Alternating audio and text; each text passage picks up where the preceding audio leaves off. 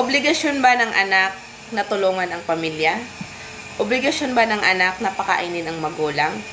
Ang anak, pag nagkaroon ng pera, obligasyon ba natin na tulungan ang pamilya natin? So, panoorin niyo po yung video na to. Meron na naman isang nagbayad. Among silingan ba, nadunggan ako, ginalibak ko kay ana sila nga. Nami naman daw akong life, nganong dili daw ko mosuporta sa akong family. Muna silang ilang istorya nga. Maayo ra daw ko magpahayahay sa akong kaugalingon, unya dili daw ko makahatag sa akong pamilya. Ingana bitaw. So number 1 nung nga akong ikastorya, number 1 is bisang pag-unsa na nako kakwartahan or maabot ko mo dato ko pag-abot sa panahon, dili ko gusto mo hatag, di ko mohatag. No? Ang akong family is dili na ko na siya obligasyon. 'Di ba? Like dili man ako na sila obligasyon. It's not my fault kung wala sila ni dato. It's not my fault kung ako ang una ni kwartahan nga anak nila. Ingana ba? No, it's not my fault. Dili na po nako na kanang obligasyon nga suportaan sila kay naman sila kamot na sila tiil. Wala man sila napungkol. Pwede man sila maning kamot og ilaha, di ba?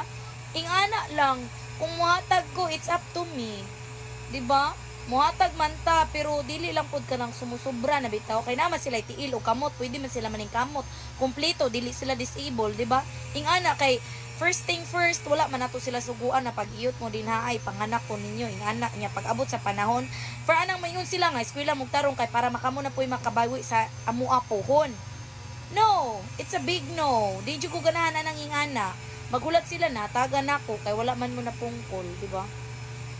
Nga na ba, nakaya magay na ako nga ako ra isa without kanang wala sila nitabang sa kuha sa una. Nga na bitaw na abot manggali kog ingani karon wala sila nitabang sa kuha bisag piso.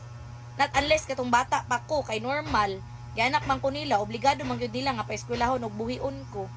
Pero karon nga kanang sa akong sariling paningkamot unya mingana ang mga silingan nga nganong dili man nimo tagaan imong ginikanan, nganong dili man nimo suportahan imong ginikanan, dili man ako obligasyon. Naman sila kamot og tiil, pwede man sila maning kamot kay kumpleto pa man sila.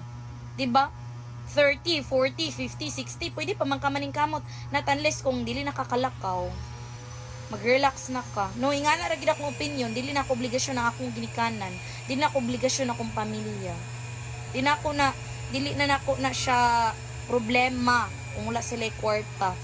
Kay kung kaya pa nila maning kamot, go. Isang pagdagan ako kwarta or kwartahan ako, dili ko mutabang.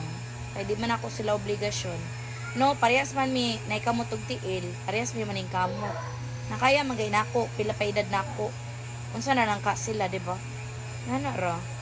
Ayaw na ninyo ka problema na inyong mga ginikanan pasagdi na sila. Opinion ko lang dito, ang reaction ko, masasabi ko lang dito. Kung may puso ka, kung mabuti kang anak, hindi mo iisipin yung ganun. Kasi magulang natin yan eh.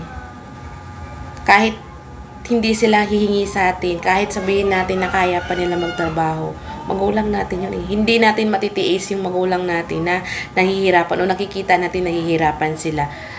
No? Hindi tayo makakatulog. Hindi tayo makakatulog ng maayos pag nakikita natin yung magulang natin naghihirap. Kung talagang mahal mo yung pamilya mo. So, kaya na po bahala ang musga.